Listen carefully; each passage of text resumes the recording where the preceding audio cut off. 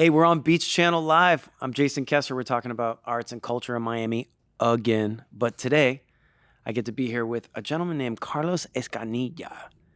I gave that some extra flavor. I'm going to say it like a gringo, like I am. Carlos Escanilla, who Yes. is both. What's up, man? What's up? This excellent gentleman is both a therapist by day and I think an incredible singer-songwriter by night. Well, I guess all day.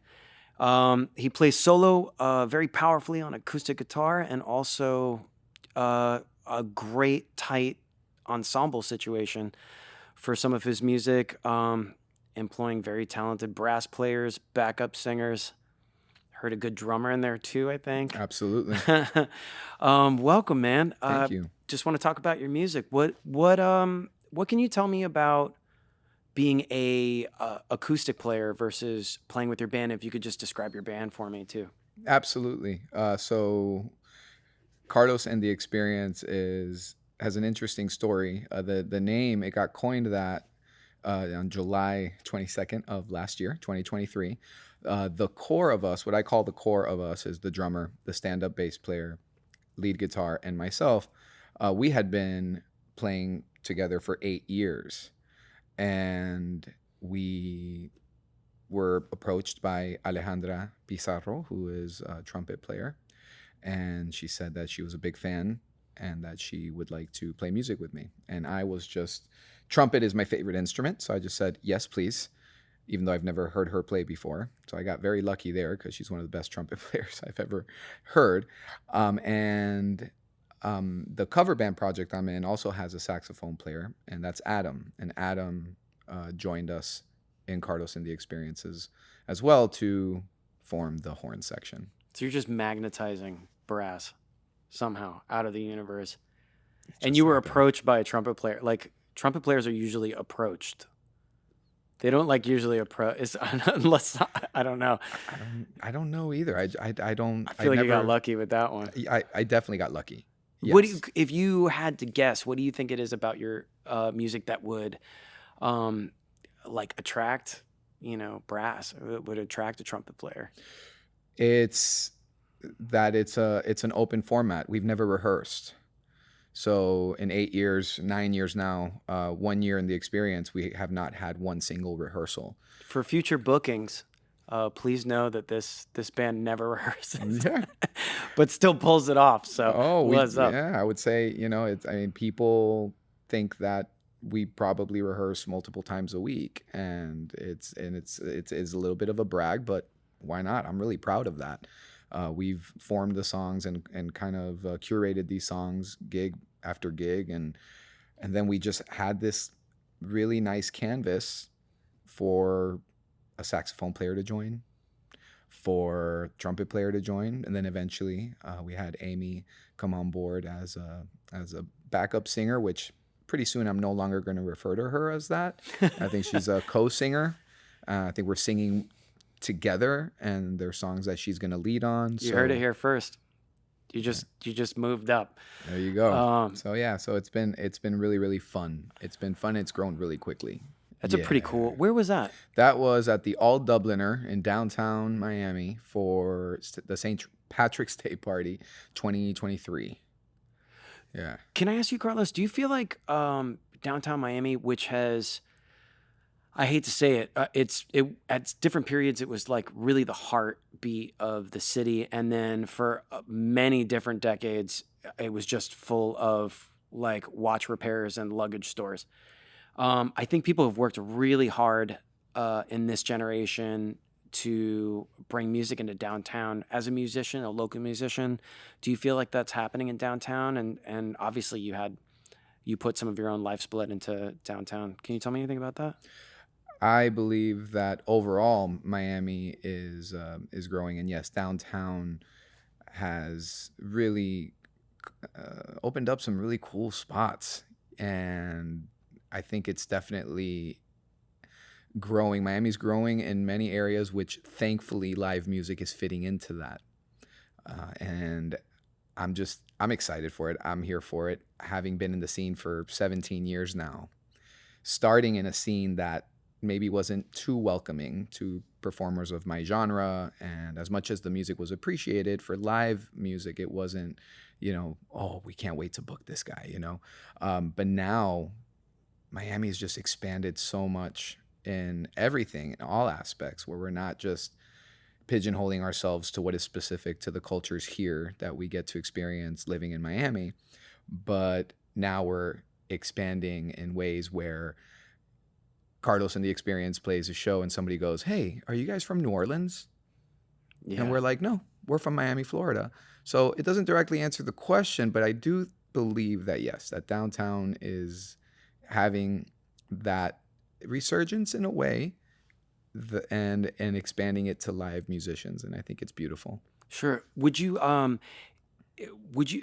advice would you give somebody who's a local that just wants to go find new music in like tracking a band like yours down or stuff like that? Like how do we stay on the pulse, especially if downtown's like bringing like musicians like to the street and stuff like that? Like I don't know. Is there any advice for people just trying to see live music?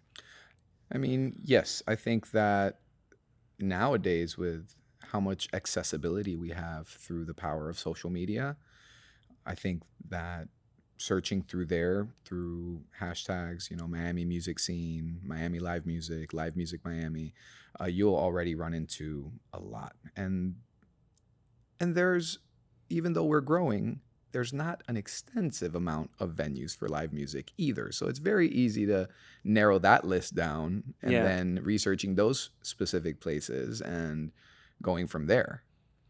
So, we're eh, working on it, but it's a work in progress for sure. yeah. Can you talk about Nancy at all? Oh, Bar Nancy is just such a beautiful spot because that is what I call the hub of local singer songwriters, musicians. That is where you will find us, and it's great. And there's so many nights where any musician can jump on. I know Alexa Lash and Eddie Gatto, they host the Writers Round there. John Falco and I, from Lincoln's Beard, and myself, we host the Writers Round at Lincoln's Beard. So we do the first Thursday. Alexa and Eddie do the third Thursday, I believe, and but Nancy is what started it. Is what gave us the idea. So this is the vibe we want to achieve, where people, can go and be themselves and perform their songs, and it's a nice safe place where you're not going to get a, oh, you sound like this person, or oh, that song sounds like this song. It's such a ridiculous comment to make because all the songs sound like each other. Every artist sounds like someone else. We're all influenced by somebody. Right. And I know that for the most part, people mean it as a compliment. They're well intended, but it's nice to be able to perform your music and have people say, "Hey, that's a good song. I really liked it." Yeah. And that's it. And Bar Nancy really opens the doors to musicians for that. Yeah. Dude, really well said. And I really like that you said that, Miami, like being on brand for Miami doesn't mean that you're necessarily a certain style. Like our brand is a bunch. If you were to describe like what your musical style is, I'd love to hear what that is. If you don't mind me saying, I think your voice is super powerful and incredible, and you're Thank you. great solo, but I would almost call it like power folk or something like that. Thank you. Yeah. Yeah, just for certain songs. How would you describe your music, like maybe solo, and how would you describe it with the band if you had to brand it? I sing the same way in both. I don't really change unless there's like an environment, right? There's an environment change. If it's a soft, kind of quiet crowd and it's meant to be that way, I'm not going to be going crazy. But I was influenced by soul and disco, and I would be the kid singing in the backseat of the car, singing Earth, Wind, and Fire, and the Commodores, and Bee Gees, and eh, Sam Cooke, Otis Redding. I mean, these are the artists that I say raised me. Eventually, for guitar playing, of course, Jimi Hendrix, right? Pink Floyd, uh, Clapton. Those are all like those classics. I was already, and I was young. I mean, I'm talking like 8 years old, 9 years old, singing along with these songs. Um, and it just turned into this soulful voice, and then that mixed with some childhood troubles and maybe some potential childhood trauma, maybe. There was some pain there that needed to be released, and I come across soul, R&B, blues, and I'm like, this is it. This is it. And I just mimicked that. And just the voice developed. Eventually I said, this is boring just singing. So I eventually got the guitar, learned how to play guitar at 13 years old. And that's it. I just kept at it, never stopped. I gotta say, online, I heard a cover of "A Change Is Gonna Come," Sam Cooke, Yes. and like when I saw the title, whenever I see the title and I see a white dude, I'm like, oh no! And then I played that, and it's one of the best covers I think I've ever heard of that song. I gotta hand it to you, man. Like, you Thank put you. so much power into that song, but it's just, your voice is just crystal, man. It's beautiful. Thank you. It was funny because Brandon, my producer, he goes by Miami Beatwave. He was laughing at me because I was like, should I post this? He's like, what's the problem? I'm like, well, it's, I'm a white dude, and he's like, oh man, he's like, it's too good. He's like, you need to. It's Yes. too good. Yeah, just press share. Sure. Just do it.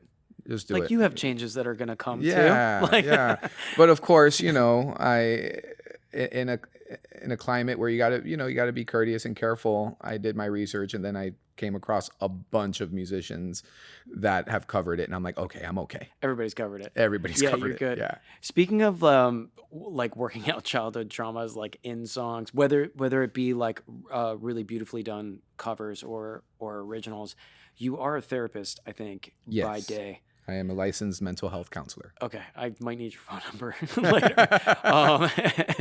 If your schedule is like open at all, I'm sure it's not.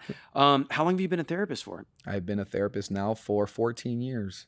When you were through being a therapist, and also, I guess, being in school for it, how did music relate to that whole experience, like becoming a therapist? Music basically saved my ass because I had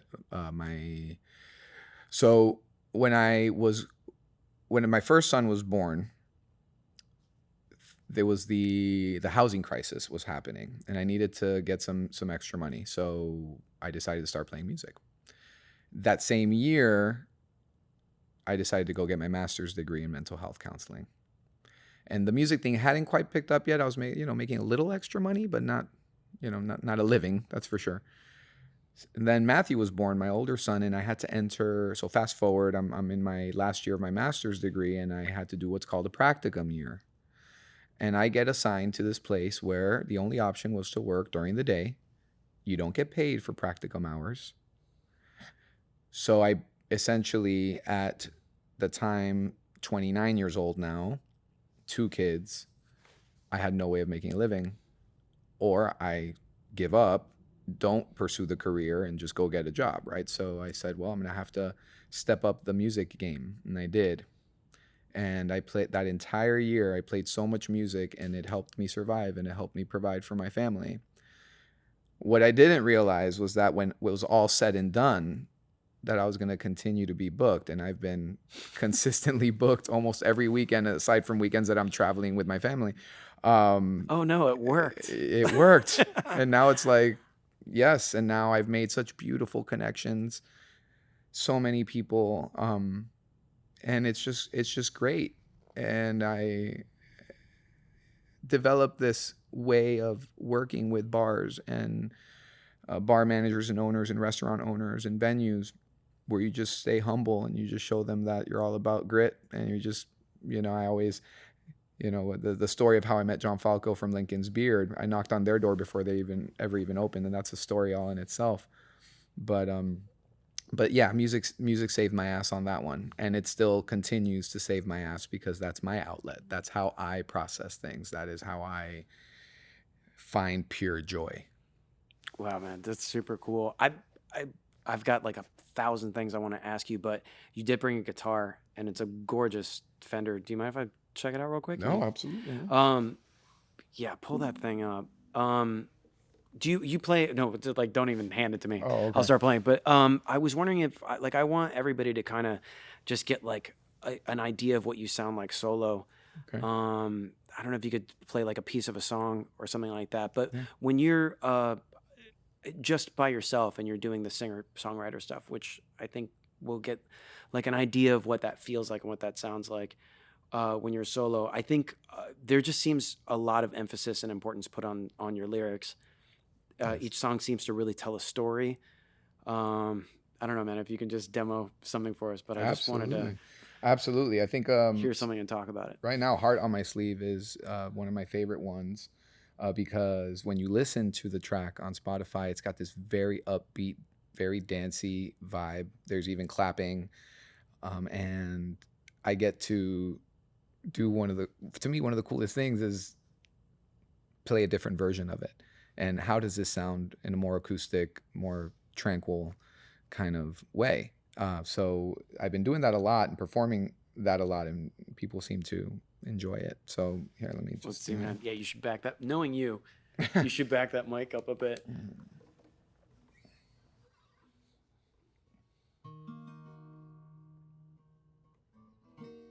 Gave you every bit of me just to watch you turn around and leave. I guess that's what I get for wearing my heart on my sleeve. The only thing that shines anymore is this bright diamond ring. So I pawned it away for a sad song that I could sing.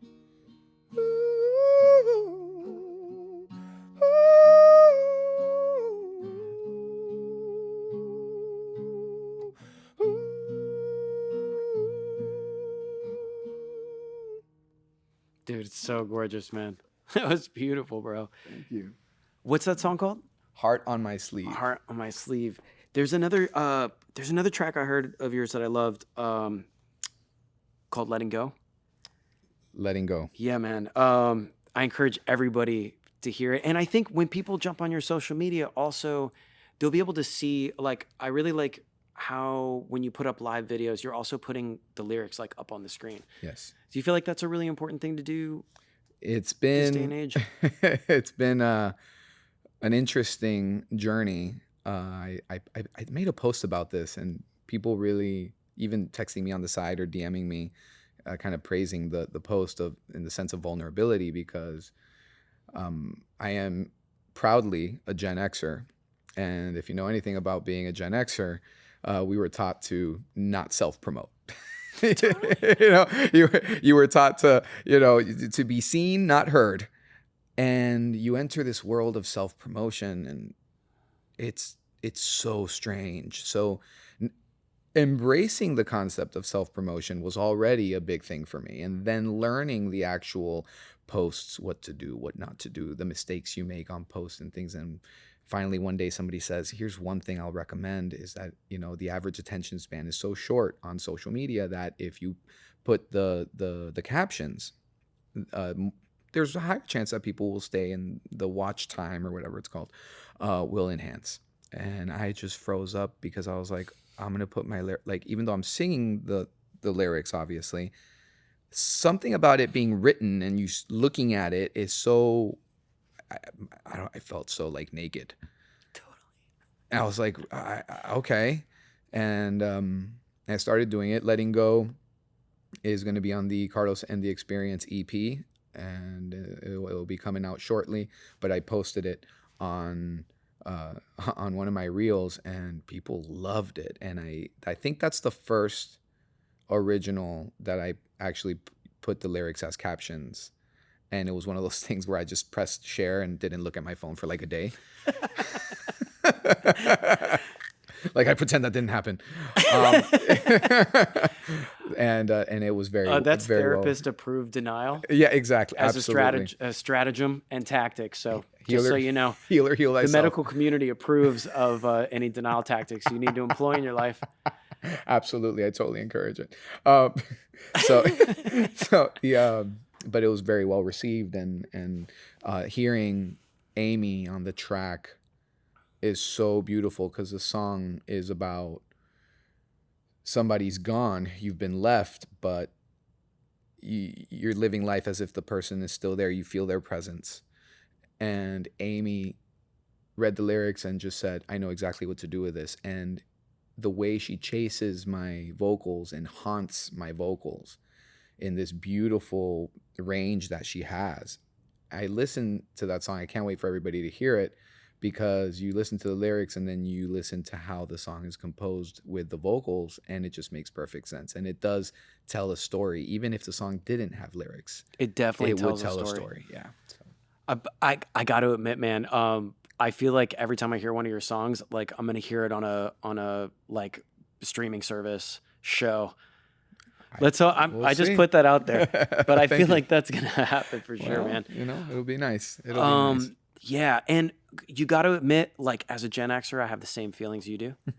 Like I don't want to like put my poetry up on the screen while taking a picture of myself in a bathing suit and like showing my gains or whatever. It's too many things, bro. But you got to admit that there's something like tactile and awesome about what you psychologically experience when you're like seeing like lyrics on a screen. So Yeah. you kind of showed me that. So thank you. Like it was great. But I just want to know like what's coming out soon so we can follow your career in the next couple of months, and you have an EP that you're dropping, Yes. Yeah. which is coming up. What venues can we see you at normally? So right now, Oh, I'm sorry. You have your Beard residential. yes, Yeah, sorry. If you can recap those, because I really want to check you out every time. So you're playing. I'm part of another band called Sunset Dreams, and that band's been together since the practicum, and minus one member who had to leave to San Antonio, we're pretty much intact. And but that is straight covers. There's no creative process where, a lot of the guys, as much as they would love to right now, they just don't have the time. So we stick to this party band mentality. And yes, we have been the second Friday of every month at Lincoln's Beard since 2016. And we have a pretty good following for that night. And that's about all we do. We'll play at Bugambillas in South Miami every once in a while. And Carlos and the Experience is more of the gigging band, recording band, creative band right now, and it's beautiful. We're really doing great work. I love working with every single one of my bandmates. They are all impressive in their own right. And we're playing at Magic 13 once a month. We have Bugambillas in August. We have Savage Labs coming soon. We have I don't know if I already said it, but yeah, Lincoln's Beard, Bar Nancy. It's pretty much like we covered like the whole map of the city. Yeah. Man, I would love to see like any iteration of any of those bands. I hope to check them all out. Thank you so much, man. I wish you the best. And I think everybody should have a chance to get exposed to your voice when it's super powerful and acoustic, and when it's thoughtful and ruminating like a glass of whiskey neat, like we just heard. The lyrics have been really important to me, man. So like, good luck with everything. Thank you. That means a lot to me. Thanks you so much. Thanks for having me on the show. Rock and roll, dude. Thank you. All right, man. This has been another version of Beach Channel Live, talking arts and culture. It was great to have Carlos here, and we'll see you next time. I've been Jason Kesser. Peace.